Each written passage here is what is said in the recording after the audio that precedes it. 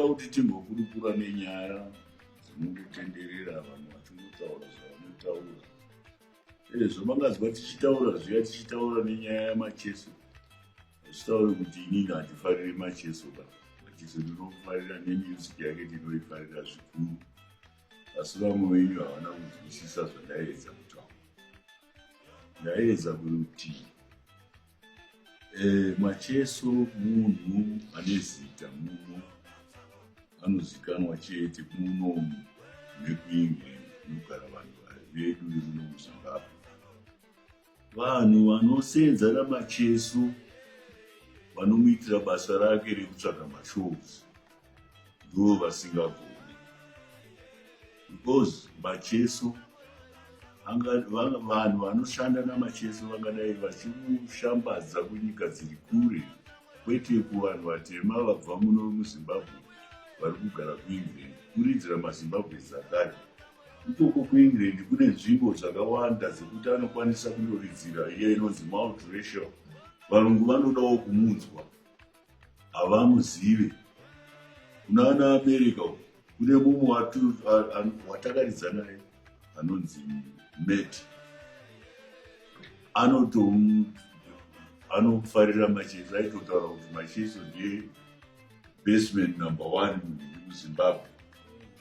Tese tinozvikurudzira zvinhu zvakadaro.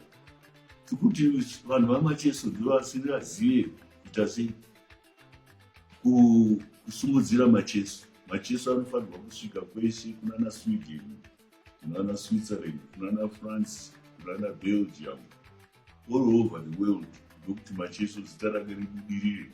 Kwese uko inini naOliver takakusvika, nana sekuru mumwe vana sekuru Marshall vakakusvika, maBoon Boys vakakusvika. Tinenge takatakura mureza weZimbabwe. Hatingangotakura kama mureza weZimbabwe tobva nawo kuno muZimbabwe, tonopinda nawo futi muZimbabwe. Hazvisizvo zvatiri kutsvaga. Tiri kutsvaga kuti culture yedu izikanwe kunyika dzakasiyana siyana. Munoona kana tikaenda kumafestival, kunouya vamwe vekuChina, vamwe vekupi nyika dzakasiyana siyana. Vese vanhu ava vanenge vachiita vanoinga kuti vazosimudzira culture yekwavo, unhu hwavo, magariro avo, maitiro avo, zvinoitwa kunyika kwavo ndozvavanouya vachiita, nemaimbirwo anoitwa kunyika kwavo ndozvavanouya vachiita, nokuti tizikanwe kuti tinobva kuZimbabwe. Zvino tikabuda muZimbabwe tonopinda muZimbabwe, uvo vari kunze ava ndiani achatiziva? Hapana achatiziva. Macheso ndinomuda, shamwari yangu futi, iye anozviziva Macheso, anotoziva ari kuti ndara kutaura zvechokwadi. Ngaatsvage vanhu vaanoshanda navo vanoita kuti zita rake ribudirire kwese kwese. Munhu anoridza zvinonakisa. Tese ndinomufarira, vana vangu vanomufarira, hapana asingamufariri. Tinomufarira Sungura yake yaanoridza. Handina kuvengana naMacheso. Macheso ndinotoda kuti abudirireko, azikanwe kunyika dziri kure. Kwese kwandataura zita raMacheso rinofarira kuzikanwa.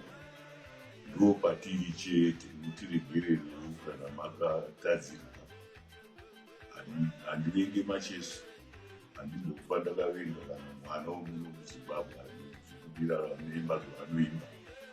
Ndozvaanenge akasarudza.